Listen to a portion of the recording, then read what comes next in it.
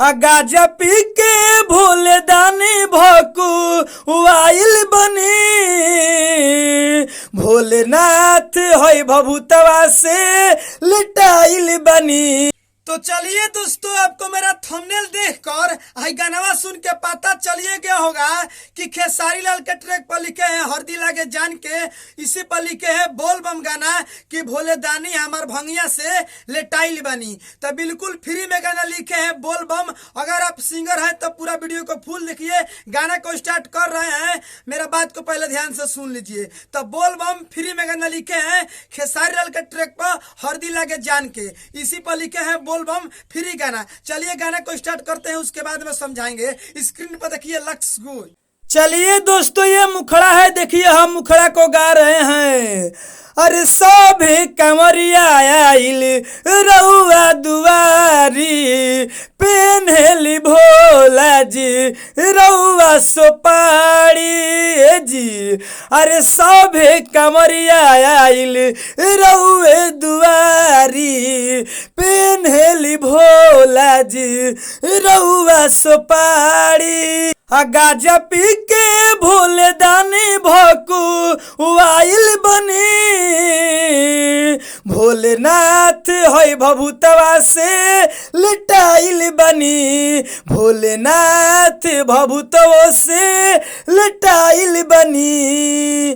तो फाइनली मुखड़ा था, मुखड़ा गा दिए। चलिए अब चलते हैं अंतरा में।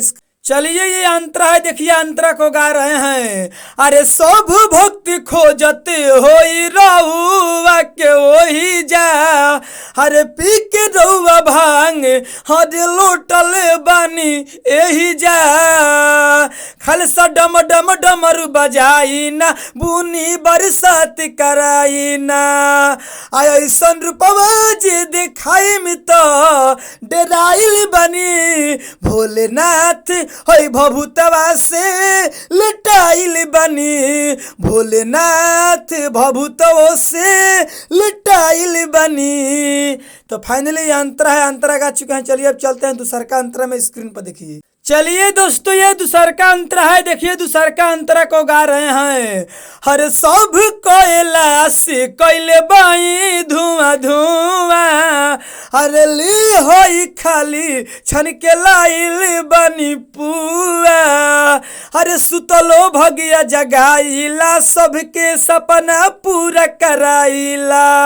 हर राजा सिंहोनिया से गीतिया लिख अवले बनी। भोलेनाथ भभूतवा से लिटाइल बनी। भोलेनाथ भभूतवा में लिटाइल बनी।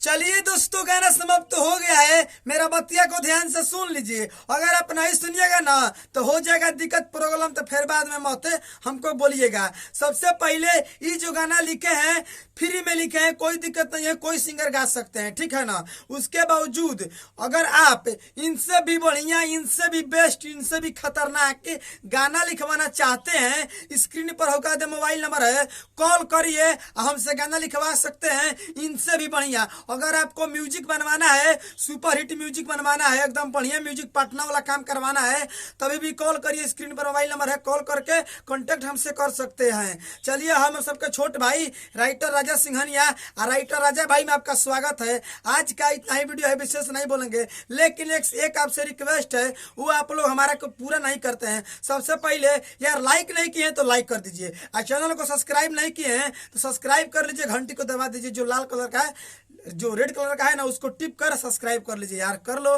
कर लिया। चलिए आज के इतना ही वीडियो है, अगली वीडियो मिलेंगे। इसके लिए बाय बाय, लव यू।